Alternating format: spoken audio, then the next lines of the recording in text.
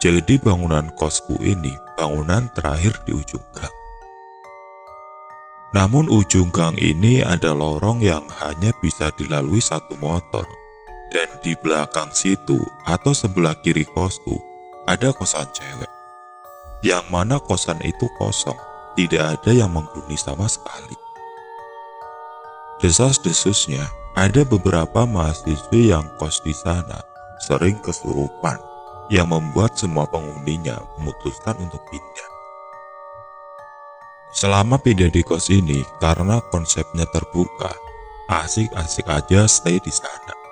Gak pernah ada gangguan, gak pernah merasa ada yang aneh, sampai suatu ketika. Malam itu aku baru balik dari rumah, dan kondisi kosan begitu sepi. Teman-teman di kos baru ini rata-rata balik ke kos di hari Senin pagi, karena mayoritas adalah mahasiswa dari kota sebelah, yang mana jarak tempuhnya hanya 45 menitan saja. Dalam deretan kamarku yang ada 6 kamar, hanya keisi kamar aku dan di ujung satunya. Aku cuma merasa sepi aja gitu. Gak aku pedulikan. Aku masuk kamar untuk menaruh barang bawaanku. Lalu aku keluar kamar lagi ke kamar mandi. Lalu balik masuk kamar lagi. Karena gabut, akhirnya aku putar tuh DVD bajakan film hantu. Seingatku itu filmnya Keramat. Lah, setelah kelar itu film, aura horor untuk pertama kalinya mulai berasa. Tirai kamar yang tipis semacam bergerak-gerak. Positif thinking aja, mungkin angin. Karena jendela kerapyak atau jendela yang kotak-kotak kecil memang masih aku biarkan terbuka. Lalu aku tutupi jendela kerapyak itu dan keluar kamar, menuju ke parkiran motor di lantai bawah untuk memastikan bahwa motorku udah aku gembok cakramnya. Aku naik lagi lewat tangga depan kamar. Di tengah tangga, ada suara orang bersiul something kayak manggil gitu. Padahal deretan kamar bawah kamar aku itu full anak lumajang, yang mana pada kosong kamarnya. Motornya aja nggak ada di kos, dan lampu kamar juga pada mati. Aku lanjutkan naik ke kamar. Aku masuk kamar. Nah ini, aku kalau ngerasa ada yang kurang beres, bawaannya mules ini perut. Tapi aku tahan dan aku tertidur. Pukul 2:30 pagi, aku terbangun. Rasa mules di perut udah gak bisa aku tahan. Aku beranjak keluar kamar, menuju kamar mandi yang ada toiletnya di depan kamarku. Saat aku berjalan menuju kamar mandi, terdengar suara gesekan daun kering dari atas. Aku masih beranggapan bisa aja itu angin. Aku berlalu masuk ke dalam toilet. Di dalam toilet, ternyata bak mandi setinggi kurang lebih 80 cm itu. Ternyata airnya tinggal sejengkal. Karena malas keluar untuk menyalakan pompa air yang posisi saklar ada di lantai 1. Aku lanjut aja untuk bab. Aku pikir cukuplah untuk menyiram nanti. Karena ukuran bak mandi lebih dari 1 meter panjangnya. Sambil buang air besar dan bermain HP, kebiasaan buruk anak zaman now. Tiba-tiba suasana di toilet begitu dingin, berubah dingin sedingin-dinginnya. Perutku pun masih mules, jadi aku betah-betahin ngelanjutin panggilan alam ini. Lalu sejenak terdengar suara cicak. Kaget sih aku. Namun aku masih fokus sambil main HP. Tidak lama kemudian air kamar mandi secara tidak sengaja seperti ada yang menciprati dari arah samping.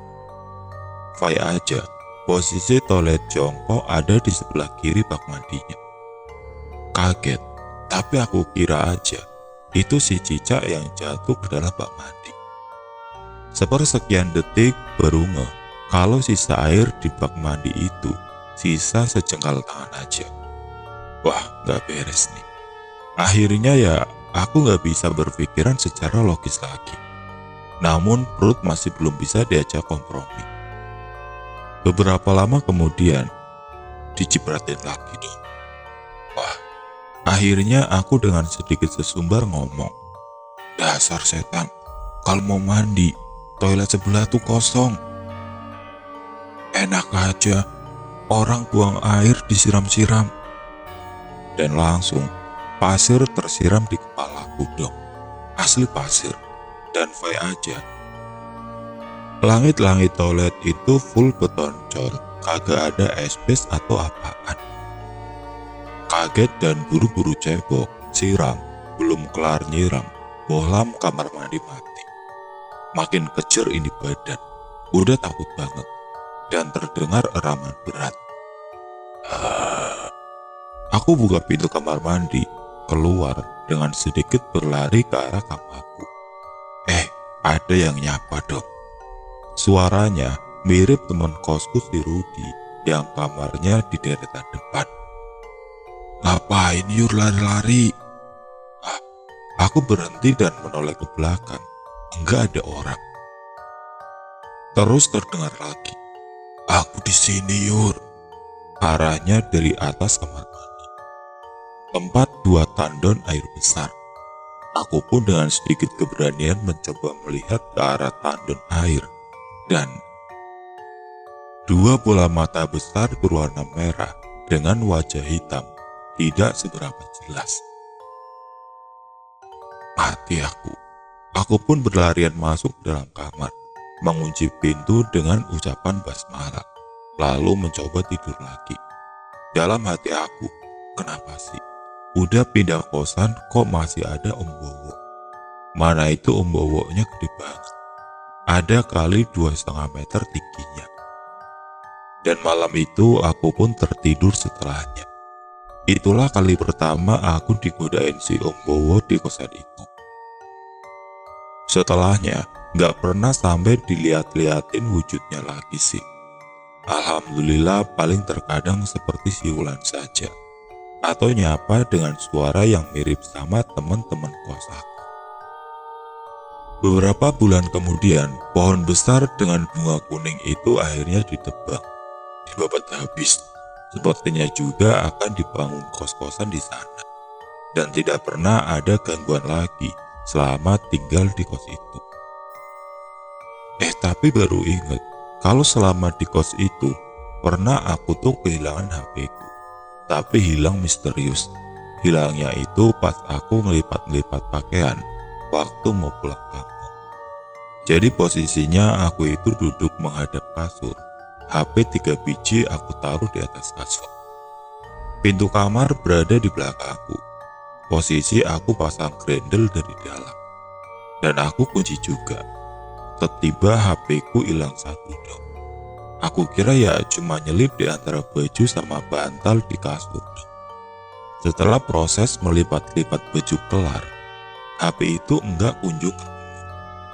Beberapa kali aku cari di area kamar ini enggak ada. Aku telepon nyambung, tapi enggak bunyi. Waktu itu HP enggak pernah aku silent dong. Dan sampai aku bongkar tata kamar 3 kali. Sama yang terakhir aku dibantuin temanku, HP itu tetap nggak ketemu. Diajaklah sama temanku ke orang pinter buat ngeliatin. Orang pinternya cuma ketawa sambil bilang, "Udah, kamu ikhlasin aja HP kamu. Itu masih ada di dalam kamar kamu kok. Tapi emang kamu dan teman-teman kamu gak bisa ngeliat." Gak ikhlas dan terkesan ngadi-ngadi dong. Pindah ke orang pinter kedua. Jawabannya hampir sama. Masih ada di sekitar kamar kosong. Tapi udah di beda dimensi.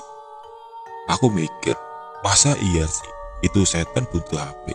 Buat apa coba? Waktu itu SMS emang lagi booming-boomingnya. Tapi namanya HP Nokia N series masih bisa nyala sampai 3 harian kan. Itu aku telepon masih bisa nyambung, tapi gak diangkat dan gak ada suara ringtone-nya. Dan pernah suatu malam, pas ada teman kampus, aku ngerjain tugas di kamarku.